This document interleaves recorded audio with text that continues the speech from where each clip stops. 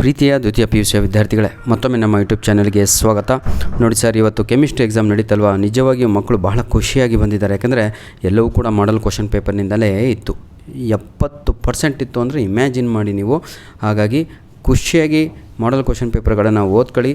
ನಾನು ನನ್ನ ಎಲ್ಲ ಎಕನಾಮಿಕ್ಸ್ ಏನಂತೀರ ತಗೊಳ್ಳು ವಿಡಿಯೋದ ಡಿಸ್ಕ್ರಿಪ್ಷನ್ ಬಾಕ್ಸಿನ ಕೆಳಗಡೆ 3 ಮಾಡಲ್ ಕ್ವಶನ್ ಪೇಪರು, ಒಂದು ಬ್ಲೂ ಪ್ರಿಂಟು, ಒಂದು ಏನೇನು ಬೇಕು ಎಲ್ಲದೂ ಕೂಡ ಕೊಟ್ಬಿಟ್ಟಿದ್ದೀನಿ ಸರ್.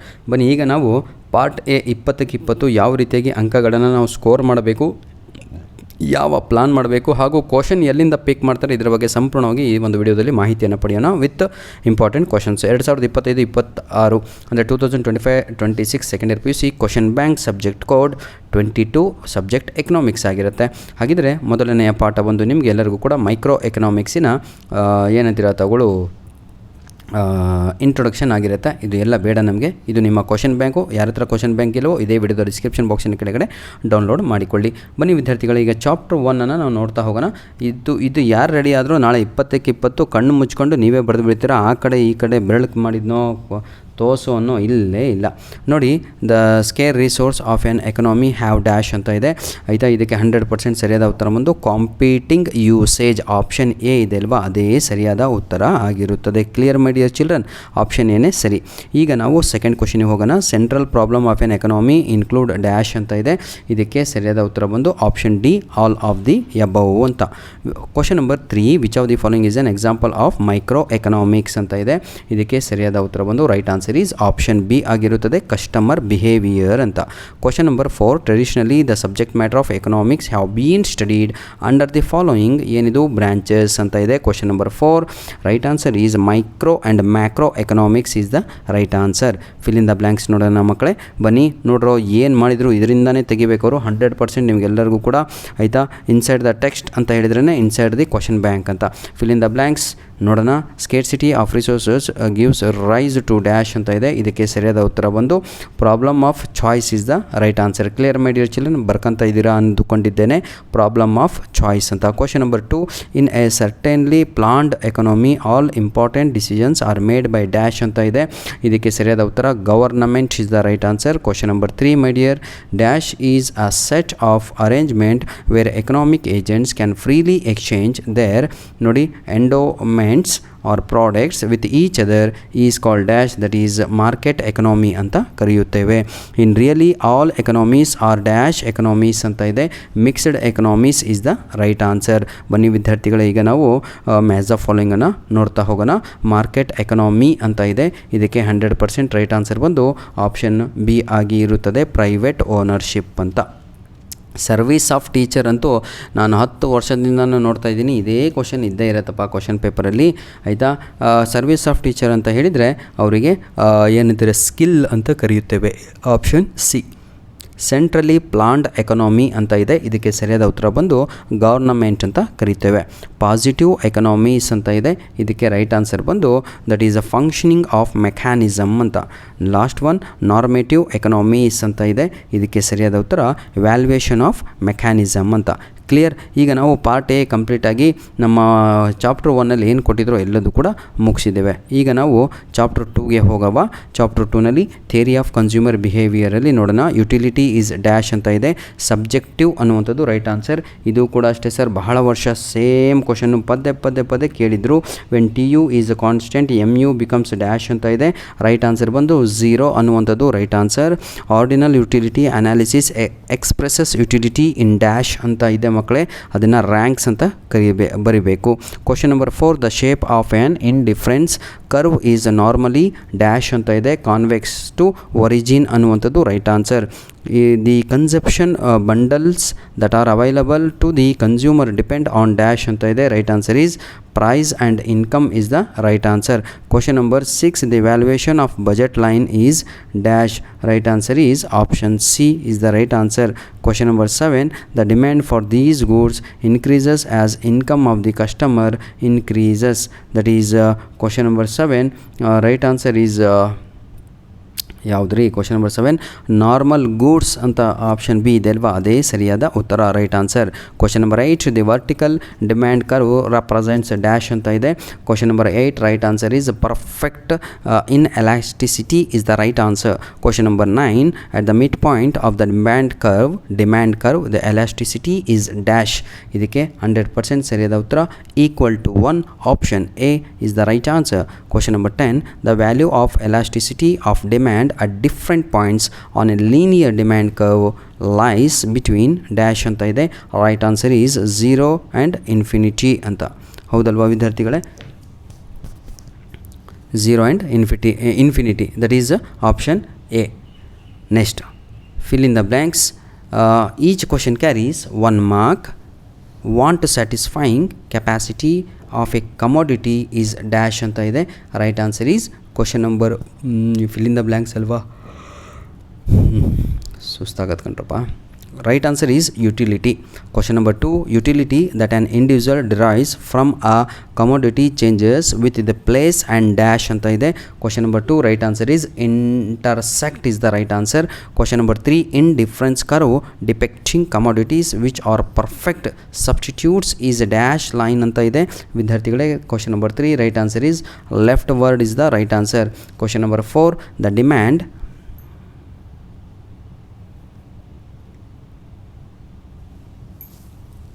ಬನ್ನಿ ಇನ್ನೊಂದು ಯಾವುದು fill in the blanks with the each question carries 2 marks ಅಂತ ಇದೆ ಅಲ್ವಾ. want satisfying capacity of a commodity is dash ಅಂತ ಇದೆ, ಅದಕ್ಕೆ utility is the right answer. 2 indifference curve never dash each other ಅಂತ ಇದೆ. ಇದಕ್ಕೆ ಕ್ವಶನ್ ನಂಬರ್ 4ಗೆ ಸರಿಯಾದ ಉತ್ತರ ಬಂದು ಇಂಟರ್ಸೆಕ್ಟ್ ಅನ್ನುವಂಥದ್ದು right answer.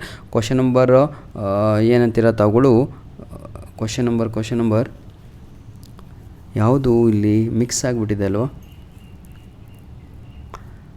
5 as the consumers income increases the demand curve for inferior goods shift towards dash ಅಂತ ಇದೆ. ಇದಕ್ಕೆ ಲೆಫ್ಟ್ ವರ್ಡ್ ಅಂತ ಕರಿತೀವಿ. ಇದು ಕೂಡ ನಿಮ್ಮ ಮಾಡಲಲ್ಲೋ ಎಲ್ಲೋ ಇದೆ ನೋಡಿ ಮಕ್ಕಳೇ. ಕ್ವಶನ್ ನಂಬರ್ 5ಗೆ ಲೆಫ್ಟ್ ವರ್ಡ್ ಅನ್ನುವಂಥದ್ದು ಸರಿಯಾದ ಉತ್ತರ ಆಗಿರುತ್ತದೆ. ಹೌದಲ್ವಾ? ಕ್ಲಿಯರ್? ನೆಕ್ಸ್ಟು ನೋಡಿ 2 ಡಿಫ್ರೆನ್ಸಸ್ ಕರ್ವ್ಸ್ ನೆವರ್ ಡ್ಯಾಶ್ ಅಂತ ಇದೆ. ಇಂಟರ್ಸೆಕ್ಟ್ ಅನ್ನುವಂಥದ್ದು ರೈಟ್ ಆನ್ಸರ್ ಆಗಿರುತ್ತದೆ. ಇಂಟರ್ಸೆಕ್ಟ್ ಅನ್ನುವಂಥದ್ದು ರೈಟ್ ಆನ್ಸರ್. ಕ್ಲಿಯರ್? ಧನ್ಯವಾದಗಳು ವಿದ್ಯಾರ್ಥಿಗಳೇ. ಇನ್ನೊಂದು ಯಾವುದು ಇದರಲ್ಲಿ ಬಿಟ್ವಿ ನಾವು ಅಂತ ನೋಡಬೇಕು. ಯಾವುದು ಬಿಟ್ವಿ ಇದರಲ್ಲಿ? The demand for a goods moves in the dash direction of its price ಅಂತ ಇದೆ. ಆಯಿತಾ?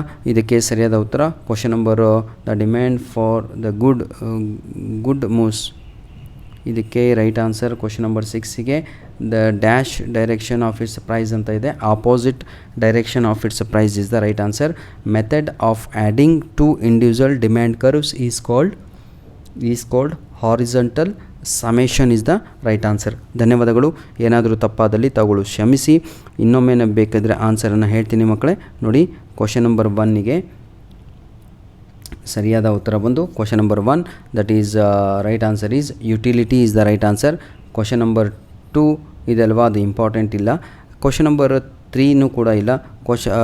3 ಇಂಡಿಫರೆನ್ಸ್ ಕರ್ವ್ ನೆವರ್ ಎಲ್ಲಿದೆ? ಎಸ್ 4 ಭಾಳ ಇಂಪಾರ್ಟೆಂಟು, ಅದಕ್ಕೆ ಸರಿಯಾದ ಉತ್ತರ ಬಂದು ಇಂಟರ್ಸೆಕ್ಟ್ ಆಗಿರುತ್ತೆ. ಕ್ವಶನ್ ನಂಬರ್ 5 ಕೂಡ ಅಷ್ಟೇ, method of adding. Question number 5 ಏನು ನಿಮ್ಮದು? As the consumers income increases ಅಲ್ವಾ, ಅದಕ್ಕೆ leftward is the right answer. Clear? Leftward is the right answer. Question number 6 the demand for a good moves, ಅದಕ್ಕೆ ಸರಿಯಾದ ಉತ್ತರ ಬಂದು opposite is the right answer. Last question that is method of adding ಇದೆಲ್ವಾ, ಅದಕ್ಕೆ horizontal summation is the right answer. ಧನ್ಯವಾದಗಳು. ಈಗ match the ಫಾಲೋಯಿಂಗನ್ನು ನೋಡೋಣ ಮಕ್ಕಳೇ. ಬನ್ನಿ ಮ್ಯಾಚ್ ದಿ ಫಾಲೋಯಿಂಗನ್ನು. ಆಯಿತಾ? ಡಿಮ್ಯಾಂಡ್ ಕರ್ವ್ ಅಂದರೆ ಏನು ಅಂತ ಕೇಳಿದಾರಲ್ವಾ, ಅದಕ್ಕೆ ಸರಿಯಾದ ಉತ್ತರ ಬಂದು ಆಪ್ಷನ್ ಬಿ ಆಗಿ ಇರುತ್ತದೆ. That is downward sloping is the right answer. Line demand curve ಅಂತ ಇದೆ, ಅದಕ್ಕೆ ಸರಿಯಾದ ಉತ್ತರ ಬಂದು D P, option A is the right answer. Question number 3 unitary elasticity of demand ಅಂತ ಇದೆ ಅಲ್ವಾ. Question number 3 right answer is pen and ink ಅಲ್ವಾ, ಅದಕ್ಕೆ ಈ ಆಪ್ಷನ್ ಇದೆ ಅಲ್ವಾ, ಅದು ಸರಿಯಾದ ಉತ್ತರ. ಕಾಂಪ್ಲಿಮೆಂಟರಿ ಗೂಡ್ಸ್ ಕ್ವಶನ್ ನಂಬರ್ 4, ಅದಕ್ಕೆ ಪೆನ್ ಆ್ಯಂಡ್ ಇಂಕ್ ಆಗಿರುತ್ತದೆ. ಇಂಡಿಫರೆನ್ಸ್ ಮ್ಯಾಪ್ ಅಂತ ಇದೆ, right answer is option D, A family of indifference curves. ಧನ್ಯವಾದಗಳು ವಿದ್ಯಾರ್ಥಿಗಳೇ. ಈಗ ನಾವು ನೆಕ್ಸ್ಟ್ ಚಾಪ್ಟರ್ ಕಡೆಗೆ ಹೋಗೋಣ. ಇಲ್ಲಿ ಕೆಲವೊಂದು ನಿಮಗೆ ಪ್ರಾಕ್ಟಿಕಲ್ ಓರಿಯೆಂಟೆಡ್ ಕ್ವಶನ್ ಇದೆ ಕಣ್ರಪ್ಪ. ಇದನ್ನು ಸಪ್ರೇಟಾಗಿ ನಾನು ಏನು ಮಾಡ್ತೀನಿ, ಇನ್ನೊಂದು ವಿಡಿಯೋದಲ್ಲಿ ನಿಮಗೆಲ್ಲರಿಗೂ ಕೂಡ ಮಾಡಿ ಕೊಡ್ತೇನೆ. ಫಾರ್ ಎಕ್ಸಾಂಪಲ್ ಈಗ ಇಲ್ಲಿ ಪ್ರಾಕ್ಟಿಕಲ್ ಓರಿಯೆಂಟೆಡ್ ಕ್ವಶನ್ ಯಾವುದು ನಿಮ್ಮದ್ರಲ್ಲಿ ಯಾವುದು ನೋಡೋಣ ತಾಳಿ ಹಾಗೇ ಇರಿ. Practical each question carry 6 marks ಅಲ್ವಾ? ಹಾಂ, ಪ್ರಾಜೆಕ್ಟ್ ಓರಿಯೆಂಟೆಡ್ ಕ್ವಶನ್ಸ್ ಅಂತ ಇದೆ ಅಲ್ವಾ? ಈ ಪ್ರಾಜೆಕ್ಟ್ ಓರಿಯೆಂಟೆಡ್ ಕ್ವಶನ್ಸಲ್ಲಿ ಇದನ್ನು ನಾನು ಸಪ್ರೇಟಾಗಿ ಒಂದು ವಿಡಿಯೋ ಮಾಡಿ ಯಾವ ರೀತಿಗೆ ಸಾಲ್ವ್ ಮಾಡಬೇಕು ಅಂತ ತೋರಿಸ್ತೇನೆ. Clear my dear? Very good. ಈಗ ನಾವು ನೆಕ್ಸ್ಟ್ ಚಾಪ್ಟರ್ಗೆ ಹೋಗೋಣ ಬನ್ನಿ. ಚಾಪ್ಟರ್ 3 ಈಗ ನಾವು ಮಾಡ್ತಾ ಇರುವಂಥದ್ದು ಈ ಒಂದು ವಿಡಿಯೋದಲ್ಲಿ ಸಂಪೂರ್ಣವಾಗಿ ನಿಮ್ಮ ಪಾರ್ಟ್ ಎ ಅಂದರೆ ಫಿಲ್ ಇನ್ ದ ಬ್ಲ್ಯಾಂಕ್ಸು, ಈ MCQಸು, ಈ match the following clear all of you ಆಯಿತಾ? ಎಲ್ಲ ಕ್ಲಿಯರ್ ಆಗುತ್ತೆ. ಬನ್ನಿ ಈಗ ಚೂಸ್ ದಿ ಕರೆಕ್ಟ್ ಆನ್ಸರ್ಸ್ ಅಂತ ಇದೆ ಮಕ್ಕಳೇ. ಪ್ರೊಡಕ್ಷನ್ ಆ್ಯಂಡ್ ಕಾಸ್ಟ್ ಅಂತ ಇದೆ ನೆಕ್ಸ್ಟ್ ಚಾಪ್ಟ್ರು. ಇದನ್ನು ನೋಡ್ತಾ ಹೋಗೋಣ. The functional relationship between inputs and output is called dash ಅಂತ ಇದೆ. Right answer is production function is the right answer. The formula of production function is dash. Right answer is option A. In the short run a firm dash ಅಂತ ಇದೆ question number 3. ಅದನ್ನು ನಾವು ಸರಿಯಾದ ಉತ್ತರ can change any one output ಅಂತ. Question number 4 the change in output per unit of change in the input is called dash. ಹೆಂಗಿದೆ ಅಪ್ಪಲ್ಲಪ್ಪ? Question number 4 right answer is marginal product is the right answer. Question number 5 the long run production analysis is explained by dash. Question number 5 right answer is law of returns to scale is the right answer ಆಯಿತಾ. Cobb Douglas production function is dash. Question number 6 question number 6ಗೆ right answer is option C ಆಗಿರುತ್ತದೆ. Question number 7 find the total cost where TFC is 100, TVC is 125. ಇದನ್ನು solve ಮಾಡಿಬಿಟ್ರೆ ಕರೆಕ್ಟಾಗಿ ನಿಮಗೆ 225 ಬರುತ್ತೆ. ಯಾವುದಾಗಿರುತ್ತೆ sir ಅದು? Total ಮಾಡಿದರೆ ಮುಗೀತಲ್ವಾ? 125 + 100 225. Question number 8 the shape of average fixed cost curve is dash. Right answer is that is rectangular hyperbola, that is option A ಆಗಿ ಇರುತ್ತದೆ. fill in the blanks by choosing the right options ಅಂತ ಇದೆ. ಆದರೆ options ಕೊಟ್ಟಿಲ್ಲ, ಎಕ್ಸಾಮಲ್ಲಿ ಕೊಡ್ತಾರೆ, ನೆನಪಿರಲಿ ನೋಡಿ. Dash is a set of all possible combination of two inputs that yield the same maximum possible level to output ಅಂತ ಇದೆ. ಇದಕ್ಕೆ ಸರಿಯಾದ ಉತ್ತರ isoquant product curve is the right answer. in the long run all inputs are dash ಅಂತ ಇದೆ, variable ಅಂತ answer. Question number 3 dash is defined as output per unit of variable input ಅಂತ ಇದೆ, that is average product is the right answer. marginal product and average product curves are dash in shape ಅಂತ ಇದೆ, inverse U in shape. ಬಹಳ ಸಲ ಎಕ್ಸಾಮಿಗೆ ಬಂದಿದೆ ಕಂಟ್ರೋ ಇದು. SMC curves acts AVC curve at the dash point of AVC curve below ಅಂತ ಇದೆ, from below, that is minimum ಅನ್ನುವಂಥದ್ದು right answer ಆಗಿರುತ್ತದೆ. ಧನ್ಯವಾದಗಳು. ಟೋಟಲ್ 3 ಚಾಪ್ಟರ್ಸನ್ನು ನಾವೀಗ ಕಂಪ್ಲೀಟ್ ಮಾಡಿದ್ವಿ. ಈ ಚಾಪ್ಟರ್ಲ್ಲೂ ಕೂಡ ನನ್ನ ಪ್ರೀತಿಯ ವಿದ್ಯಾರ್ಥಿಗಳೇ ಪ್ರಾಕ್ಟಿಕಲ್ ಏನಂತೀರ ತಗೊಳ್ಳು, ಪ್ರಾಜೆಕ್ಟ್ ಓರಿಯೆಂಟೆಡ್ ಕ್ವಶನ್ಸ್ಗಳಿದ್ದಾವೆ, ಆಮೇಲೆ ಮಾಡೋಣ. ಮೊದಲು ನಾವು ಮ್ಯಾಚ್ ದ ಫಾಲೋಯಿಂಗ್ ಮುಗಿಸೋಣ.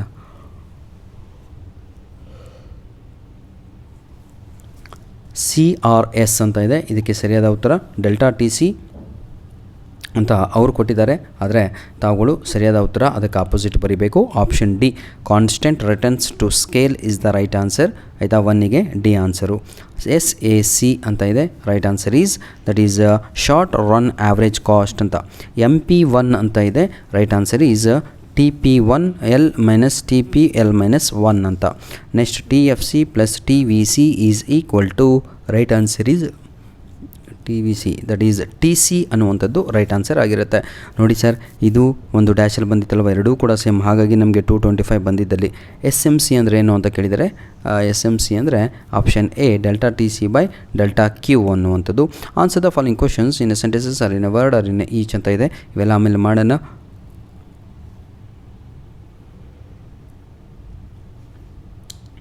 ಯಾವುದಿದು ಪ್ರಾಜೆಕ್ಟ್ ಓರಿಯೆಂಟೆಡ್ ಕ್ವಶನ್ಸ್ಗಳನ್ನು ಸ್ವಲ್ಪ ತೋರಿಸ್ಕೊಂತ ಹೋಗ್ಬಿಡ್ತೀನಿ.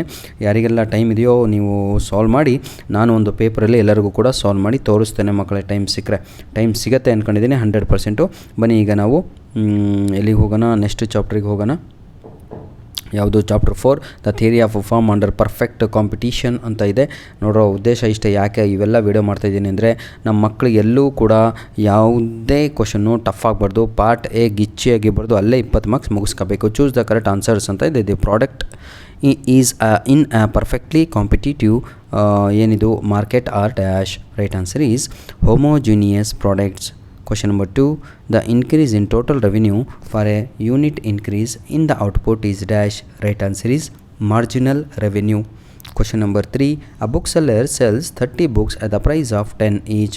The total revenue of seller is dash. ಚಿಕ್ಕ ಮಗು ನನ್ನ ಮಗನಿಗೆ ಕೇಳಿದ್ರು ಕೂಡ ಹೇಳ್ತಾನೆ ಕಣ್ರಿ, 30 ಪುಸ್ತಕ 10 ರೂಪಾಯಿದಂಗೆ ಮಾರಿದರೆ 300 ರೂಪಾಯಿ ಆಗುತ್ತೆ. ಇಷ್ಟೇ ಆನ್ಸರು. ಬಹಳ ಈಸಿ ಅಲ್ವಾ? ಇದನ್ನು ಕೂಡ ಬಿಟ್ಟು ಪಕ್ಕ ನೋಡ್ತಾ ಇರ್ತೀರಾ. Question number 4, the firm profit is denoted by dash ಅಂತ ಇದೆ. ರೈಟ್ ಆನ್ಸರ್ ಈಸ್ ಪೈ ಅಂತ. ಪೈ ಅಂದರೆ ಅರ್ಥ ಆಗುತ್ತಲ್ವಾ? Very good. Question number 5, when the supply curve is vertical the elasticity of the supply is as follows ಅಂತ ಇದೆ. Right answer ಬಂದು ನಿಮಗೆಲ್ಲರಿಗೂ ಕೂಡ that is option C is the right answer. ವಿದ್ಯಾರ್ಥಿಗಳೇ, ಈಗ ಫಿಲ್ ಇನ್ ದ ಬ್ಲ್ಯಾಂಕ್ಸ್ ಕಡೆಗೆ ಹೋಗೋಣ ಬನ್ನಿ. ನೋಡಿ, price taking behaviour is the distinguish characteristics of dash market ಅಂತ ಇದೆ.